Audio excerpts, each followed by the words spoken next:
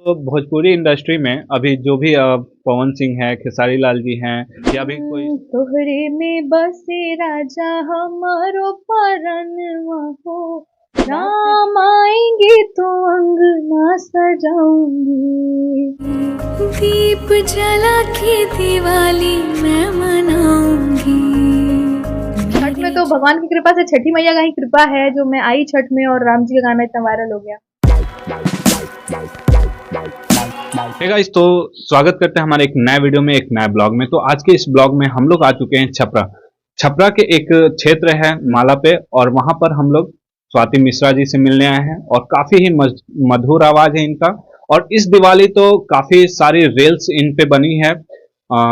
वो गाना है जो इनके द्वारा हम लोग सुनेंगे आज, राम आएंगे तो अंगना सजाऊंगी। जी हाँ दोस्तों, राम जी के लिए ये गाना गाया हुआ और काफी ज्यादा ट्रेंडिंग में था दीपावली पे, और अभी भी खूब सारे रील्स इस पे बन रहे हैं। तो सबसे पहले स्वागत करते हैं हम आप हमारे इस बहुत बहुत चैनल पे। शुक्रिया, थैंक यू। और ये गाना सबसे पहले आप गाकर हमारे ऑडियंस को सुना दीजिए। राम आएंगे तो अंगना सजाऊंगी। दीप जला के दिवाली मैं मनाऊंगी। मेरे जन्मों के सारे पाप मिट जाएंगे। राम आएंगे। वो मेरी झोपड़ी के भाग आज खुल जाएंगे। राम आएंगे। Thank you. काफी मधुर है ये आवाज और ये गाने। अच्छा, ये गाना आपको कहाँ से मिला दीदी?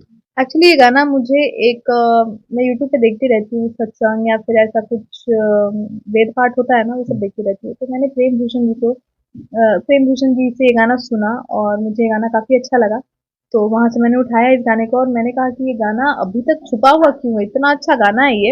ऐसे तो मैं गाने खुद से लिखती हूँ, बट ये जब गाना मैंने सुना मैंने कहा इस गाने में कुछ भी लिखने का स्कोप नहीं है।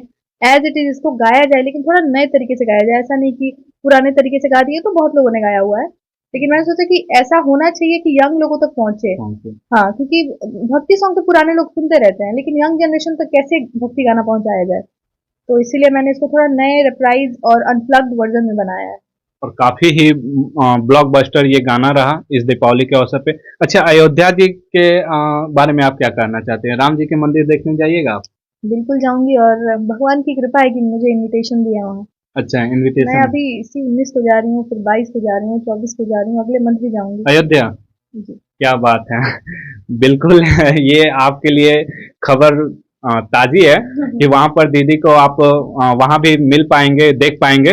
तो जो छठ पूजा पे आपका गाना गया है कि नहीं? छठ पूजा पे गाना ही नहीं है, सबसे ज्यादा वायरल मेरे सॉन्ग हर साल छठ पूजा छठ पे ही पूजा होते में हैं। ही होता है। और मुझे पूरे देश से, इवन विदेशों से, जहाँ पे लोग बिहार के लोग हैं, मुझे वीडियोस भेजते हैं मेरे गाने के। छठ घाट पे बज रहा है, उनके घरों में बज रहा है, वो उस पर रील बना रहे हैं। तो छठ में तो भगवान की कृपा से छठी मैया का ही कृपा है जो मैं आई छठ में और राम जी का गाना इतना वायरल हो गया। तो भगवान तो एक ही स्वरूप है, चाहे जिनका भी नाम लो। तो जिनका छठी भी। मैया का ही कृपा है जो इतना भगवान इस जगह पे आने के बाद इतना भगवान मुझे सक्सेस दिखा रहे हैं।